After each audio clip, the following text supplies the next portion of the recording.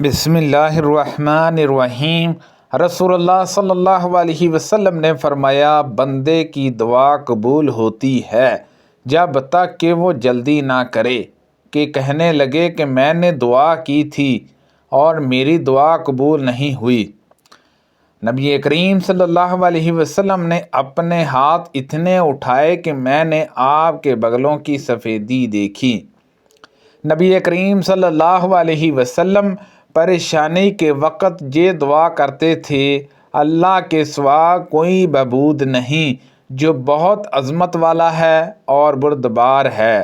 اللہ کے سوا کوئی معبود نہیں جو آسمانوں اور زمین کا رب اور بڑی باری عرش کا رب ہے۔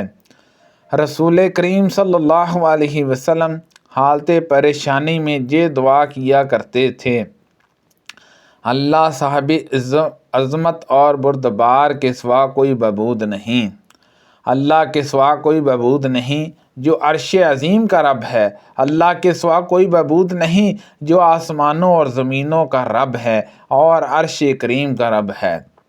اور وہب نے بیان کیا کہ ہم سے شعبہ نے بیان کیا، ان سے قتادہ نے اس طرح بیان کیا، نبی کریم صلی اللہ علیہ وسلم مصیبت کی سختی تباہی تک پہنچ جانے، قضائے قدروں کی برائی اور دشمنوں کے خوش ہونے سے پناہ مانگتے تھے۔ اور سفیان نے کہا کہ حدیث میں 3 صفات کا بیان تھا، ایک میں نے بلا دی تھی اور مجھے یاد نہیں وہ ایک کون سی صفت ہے۔ عائشہ رضی اللہ عنہا نے بیان کیا کہ رسول کریم صلی اللہ علیہ وسلم جب بیمار نہیں تھے تو فرمایا کرتے تھے کہ جب بھی کسی نبی کی روح قبض کی جاتی تو پہلے جنت میں اس کا ٹھکانہ دکھایا جاتا ہے، اس کے بعد اسے اختیار دیا جاتا ہے کہ چاہے دنیا میں رہے یا جنت میں چلے۔ چنانچہ جب ان حضرت صلی اللہ علیہ وسلم بیمار ہوئے اور سر مبارک میری ران پر تھا، اس وقت آپ پر تھوڑی دیر کے لیے غشی طاری ہوئی، پھر جب آپ کو اس سے کچھ ہوش ہوا تو چھت کی طرف ٹکٹی باندھ کر دیکھنے لگے، پھر فرمایا اے اللہ رفیق اعلیٰ کے ساتھ ملا دے۔ میں نے سمجھ لیا کہ ان حضرت صلی اللہ علیہ وسلم اب ہمیں اختیار نہیں کر سکتے۔ میں سمجھ گئی کہ جو بات ان حضرت صلی اللہ علیہ وسلم صحت کے زمانے میں بیان فرمایا کرتے تھے، یہ وہی بات ہے۔ بیان کیا کہ یہ ان حضرت صلی اللہ علیہ وسلم کا آخری کلمہ تھا جو آپ نے زبان سے ادا فرمایا کہ اے اللہ رفیق اعلیٰ کے ساتھ ملا دے۔ میں خباب بن ارت رضی اللہ عنہ کی خدمت میں حاضر ہوا۔ انہوں نے 7 داغ کسی بیماری کے علاج کے لیے لگوائے تھے۔ انہوں نے کہا کہ رسول اللہ صلی اللہ علیہ وسلم نے اگر ہمیں موت کی دعا کرنے سے منع نہ کیا ہوتا تو میں ضرور اس کی دعا کرتا۔ میں خباب بن ارت رضی اللہ عنہ کی خدمت میں حاضر ہوا۔ انہوں نے اپنے پیٹ پر 7 داغ لگوا رکھے تھے۔ میں نے سنا کہ وہ کہہ رہے تھے کہ اگر نبی کریم صلی اللہ علیہ وسلم نے ہمیں موت کی دعا کرنے سے منع نہ کیا ہوتا تو میں اس کی ضرور دعا کر لیتا۔ رسول کریم صلی اللہ علیہ وسلم نے فرمایا، تم میں سے کوئی شخص کسی تکلیف کی وجہ سے جو اسے ہونے لگی ہو موت کی تمنا نہ کرے۔ اگر موت کی تمنا ضروری ہی ہو جائے تو یہ کہے کہ اے اللہ جب تک میرے لیے زندگی بہتر ہے مجھے زندہ رکھیو، اور جب میرے لیے موت بہتر ہو تو مجھے اٹھا لیجیو۔ انہیں ان کے دادا عبداللہ بن حشام رضی اللہ عنہ ساتھ لے کر بازار سے نکلتے، جہاں بازار جاتے اور کھانے کی کوئی چیز خریدتے، پھر اگر عبداللہ بن زبیر یا عبداللہ بن عمر رضی اللہ عنہما کی ان سے ملاقات ہو جاتی تو وہ کہتے کہ ہمیں بھی اس میں شریک کیجیے، کہ رسول اللہ صلی اللہ علیہ وسلم نے آپ کے لیے برکت کی دعا فرمائی تھی۔ بعض دفعہ تو ایک اونٹ کے بوجھ کا پورا غلہ نفع میں آ جاتا اور وہ اسے گھر میں دیتے تھے۔ یہ محمود وہ بزرگ ہے جن کے منہ میں رسول اللہ صلی اللہ علیہ وسلم نے جس وقت وہ بچے تھے انہی کے کنویں سے پانی لے کر کلی کی تھی۔ نبی کریم صلی اللہ علیہ وسلم کے پاس بچوں کو لایا جاتا تو آپ ان کے لیے دعا کرتے تھے۔ ایک مرتبہ ایک بچہ لایا گیا اور اس نے آپ کے کپڑے پر پیشاب کر دیا۔ پھر ان حضرت صلی اللہ علیہ وسلم نے پانی منگوایا اور پیشاب کی جگہ پر اسے ڈالا، کپڑے کو دھویا نہیں، اور رسول اللہ صلی اللہ علیہ وسلم نے ان کی آنکھ یا منہ پر ہاتھ پھیرا تھا۔ انہوں نے حضرت سعد بن ابی وقاص رضی اللہ عنہ کو 1 رکعت وتر نماز پڑھتے دیکھا تھا۔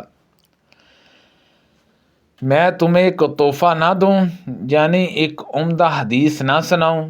نبی کریم صلی اللہ علیہ وسلم ہم لوگوں میں تشریف لائے تو ہم نے کہا یا رسول اللہ صلی اللہ علیہ وسلم، یہ تو ہمیں معلوم ہو گیا ہے کہ ہم آپ کو سلام کس طرح کریں، لیکن آپ پر درود ہم کس طرح بھیجیں؟ ان حضرت صلی اللہ علیہ وسلم نے فرمایا کہ اس طرح کہو، اے اللہ محمد صلی اللہ علیہ وسلم پر اپنی رحمت نازل کر اور آل محمد صلی اللہ علیہ وسلم پر جیسا کہ تو نے ابراہیم اور آل ابراہیم پر رحمت نازل کی، بلا شبہ تو تعریف کیا ہوا اور پاک ہے۔ اے اللہ محمد صلی اللہ علیہ وسلم پر اور آل محمد صلی اللہ علیہ وسلم پر برکت نازل کر، جیسا کہ تو نے ابراہیم علیہ السلام اور آل ابراہیم علیہ السلام پر برکت نازل کی، بلا شبہ تو تعریف کیا ہوا اور پاک ہے۔ جب رسول اللہ صلی اللہ علیہ وسلم کے پاس کوئی شخص اپنی زکوٰۃ لے کر آتا تو آپ فرماتے اللہم صلی علیہ، اے اللہ اس پر اپنی رحمت نازل فرما۔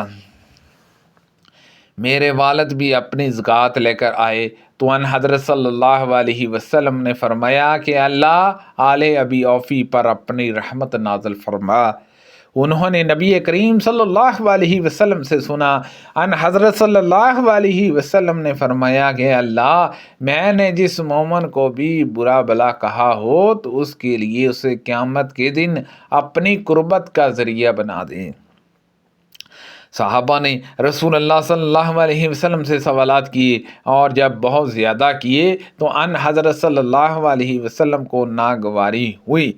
پھر آپ صلی اللہ علیہ وسلم ممبر پر تشریف لائے اور فرمایا آج تم مجھ سے جو بات بھی پوچھو گے میں بتاؤں گا۔ اس وقت میں نے دائیں بائیں دیکھا تو تمام صحابہ سر اپنے کپڑوں میں لپیٹے ہوئے رو رہے تھے۔ ایک صاحب جن کا اگر کسی سے جھگڑا ہوتا تو انہیں ان کے باپ کے سوا کسی اور کی طرف تانے کے طور پر منسوب کیا جاتا تھا۔ انہوں نے پوچھا یا رسول اللہ صلی اللہ علیہ وسلم میرا باپ کون ہے؟ ان حضرت صلی اللہ علیہ وسلم نے فرمایا کہ حذافہ۔ اس کے بعد حضرت عمر رضی اللہ عنہ اٹھے اور عرض کیا ہم اللہ سے راضی ہیں کہ ہمارا رب ہے، اسلام سے کہ وہ دین ہے، محمد صلی اللہ علیہ وسلم سے کہ وہ سچے رسول ہیں۔ ہم فتنوں سے اللہ کی پناہ مانگتے ہیں۔ ان حضرت صلی اللہ علیہ وسلم نے فرمایا آج کی طرح خیر و شر کے معاملے میں نے کوئی دن نہیں دیکھا۔ میرے سامنے جنت اور دوزخ کی تصویر لائی گئی اور میں نے انہیں دیوار کے اوپر دیکھا۔